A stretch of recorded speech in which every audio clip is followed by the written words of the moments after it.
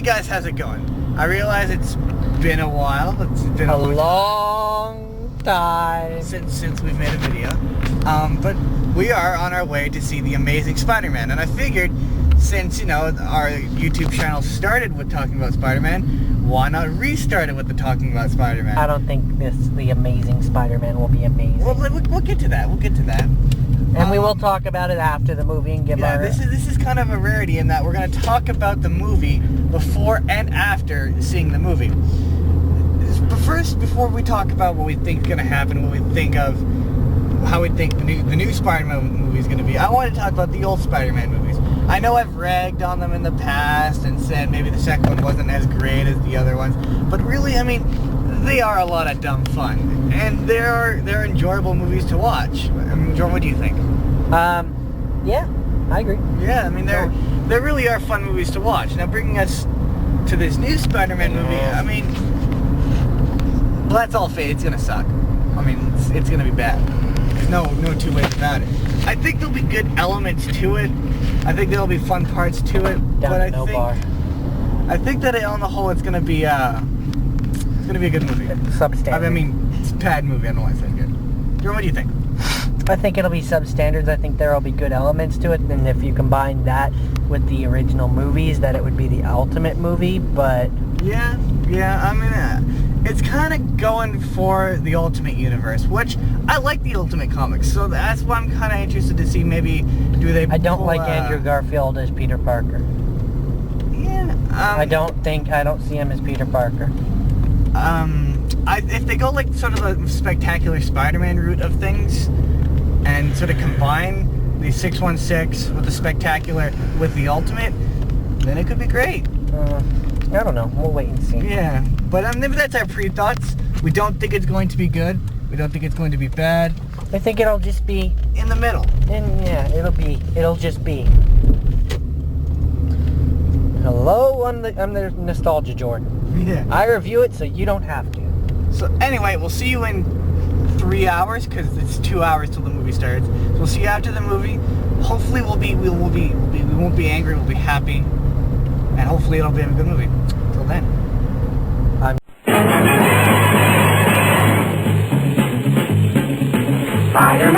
Spider-Man does whatever a spider can. Spins a web any size, catches thieves just like flies. Look out, here comes the Spider-Man. Is he strong? Listen, bud, he's got radioactive blood. Can he swing from a thread? Take a look overhead. Hey there goes the Spider-Man. So we just got out of Spider-Man. Before Jordan rants, because he's going to rant, I assure you, I'm going to give the spoiler-free version. The spoiler-free version is that not bad. Bad. If you're a Spider-Man fan, it's going to be everything that you missed in the Sam Raimi movies. Bad. Okay, you're going to get the Spider-Man action that you wanted. You're going to get to see the Spider-Man being Spider-Man, which is really, I mean, all the expectation that I wanted out of this spoiler-free version. It's not great. It's not perfect. But it's not awful. Yes, it is. Okay, now the spoiler version. Jordan, you say what you want to say that's bad, and then I'll, Okay, let's see. Starting at the top. His mask comes off too often. He lets the cops take the mask off. No. Let me finish what I want to say first. Gwen Stacy looks too perfect all the time. Like nothing, like she's always like that, got that golden aura around her kind of thing. Yeah, I agree with that. Yeah, she does. What else? The Lizard is able, like, he's in complete, consciousness and control of what he's doing, which he never did in the comic. Let me finish. Let me finish. Okay. I'm sure that in some continuity he did, but... Okay, hold on. Let me just... About the Lizard having consciousness. The only difference was the Lizard having consciousness, his Kurt Connor's personality was in control. That's what I mean. Yeah, but he did have his own separate, and he did, in his original incarnation, he did have intelligence. And actually, in his original incarnation, that was his plan, was to create an army of lizard men. So he didn't, that's not too messed up. What's messed up is, yes, he does have the Kurt Connor's consciousness, which is being warped, which is not really true. And that's one of my problems, is that Kurt Connors is not Kurt Connors. innocent enough. The thing about Kurt Connors is he was a nice guy. Okay, can I finish? Who was transformed evil, right? Continue. I did like the Spider-Man action. That actually, We're not doing likes yet. We're doing dislikes. Okay. I don't like him. I don't like Andrew Garfield as Peter Parker. I don't feel that he plays Peter Parker well at all. See, I completely disagree with that. I do not think he is Peter Parker. See, that's where I disagree with you, because he's not Peter Parker in the way you know him. He's Peter Parker in his own interpretation. To me, in a more, I guess, modern interpretation. Because, to me, he's Peter Parker if Peter Parker was a guy who went to your school. He's a Peter Parker of our time. Every Peter Parker that has existed. He's a horny asshole. He's not horny. He spent like a good 10 minutes making out with Gwen Stacy. Wouldn't you? Well, of course I would, but I don't want to see that in my Spider-Man movie. That's not what I go to see. That you go and watch Twilight to see that. But you did. And it did feel like Twilight. It did. It was. I'm not gonna say it was a terrible movie, because the parts where he was Spider-Man I liked. But the parts where he was Peter Parker, which made up 75% of the movie, I didn't like. Well, to be fair, yes, the parts where, and I'll get to that in a minute, but for me, it worked. No. Parts of it, like a good chunk of it worked. Yes, the romantic parts of it obviously were a bit forced. But back to what I was saying.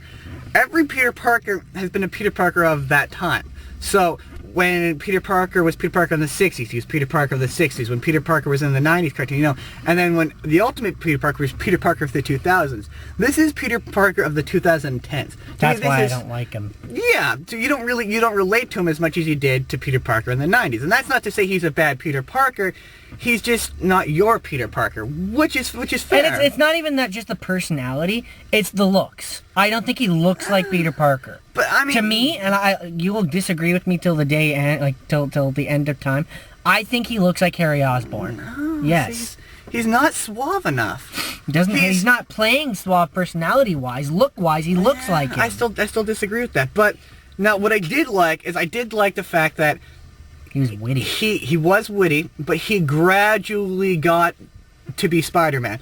So, like, one of your complaints was that he took off his mask too often. But in the scene where the kid was, dangling from the thing in the car, you probably saw it in the commercials, and he took off the mask and gave it to a kid. He wasn't Spider-Man at that point.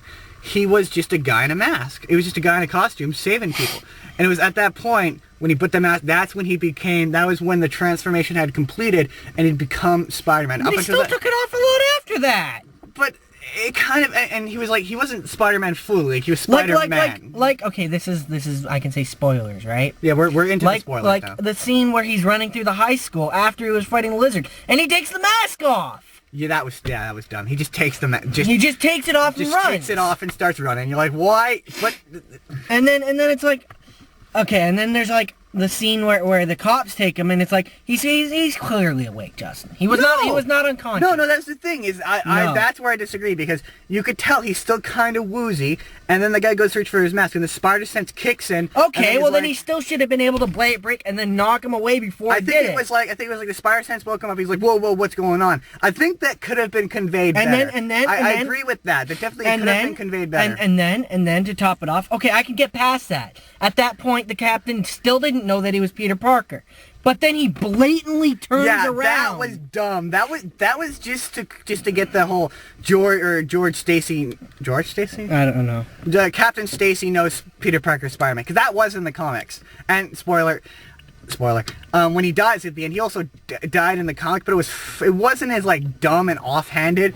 It was way more tragic.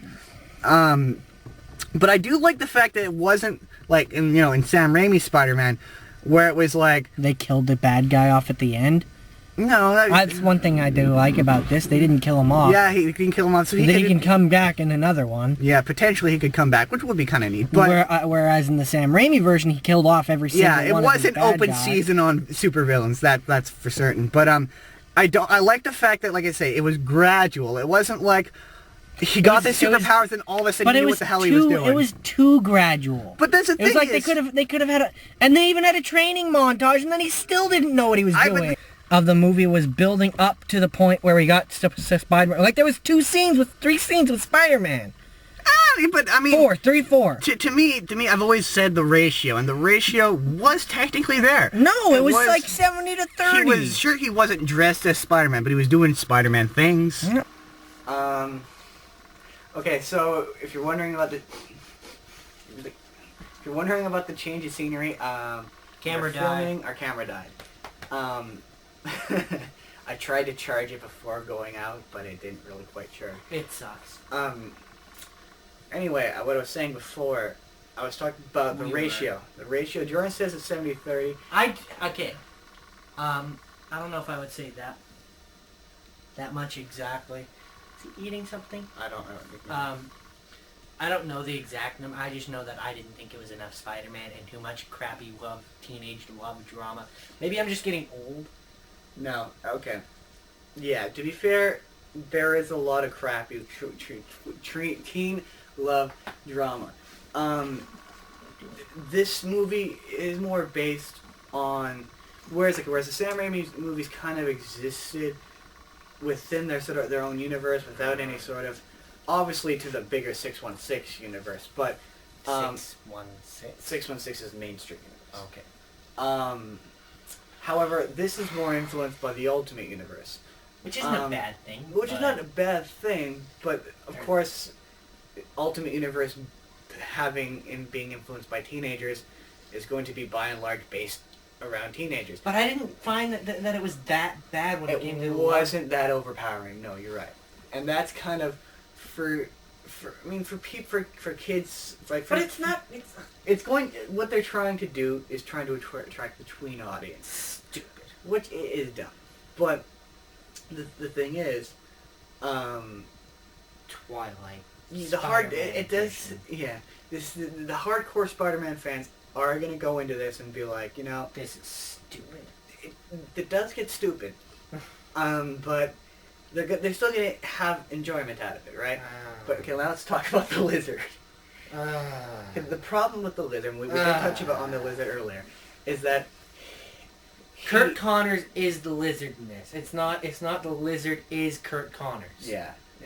And that's kind of where a lot of my problems in it lie. Because, I mean, like, the plan to turn people to lizard people... That is right. That's normal. That is part of the comic. Yeah, and the fact that... I almost called him the Green Goblin. He kind of looks like a goblin, though, to be fair. He acts like the Green Goblin in this. Actually, okay. No, actually, no, that's not true, sorry. Never mind. He does kind of act like the Green Goblin. Which I'm kind of hoping we see the Green Goblin in the next movie. I mean, which is going to happen. There's going to be a sequel. There's going to be a sequel. Okay? When we went, it was sold out. Accept that right now. There's going to be a sequel. And it's probably going to be just as bad. I'm not watching the second one. Yeah, we are. I'm not no. Let's be honest with ourselves here. No. You say that now, but you always say that. Garfield is so bad as Peter Parker. Nah, see, I don't think he's bad.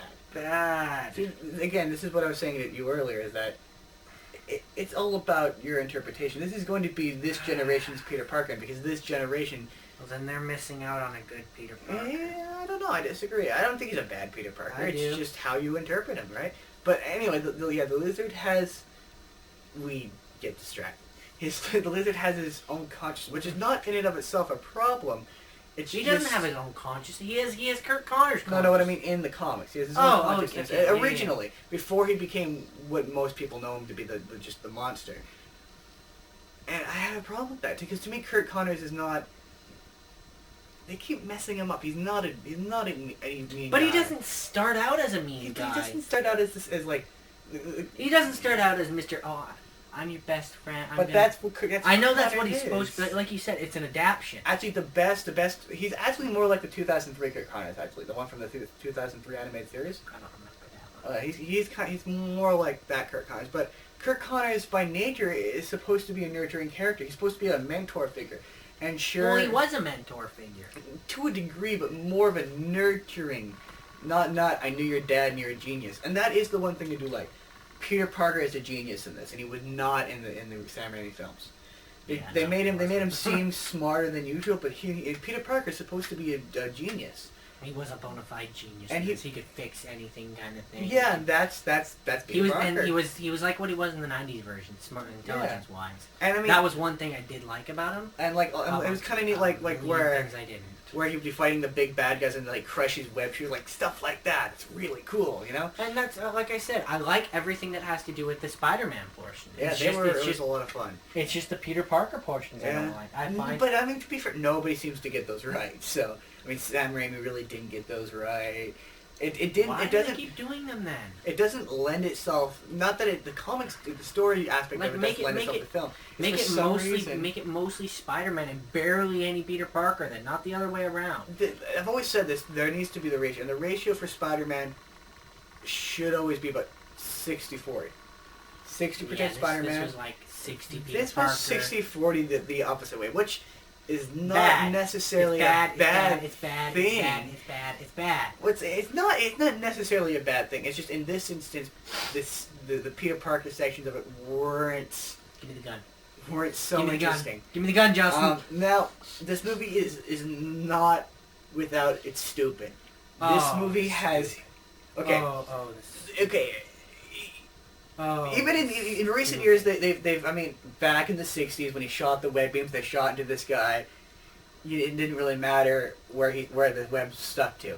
As these progressed, for some reason in terms of grounding it in reality, they felt the need to be like, well, the webs have to attach to something. They felt the need to give this explanation, and thus,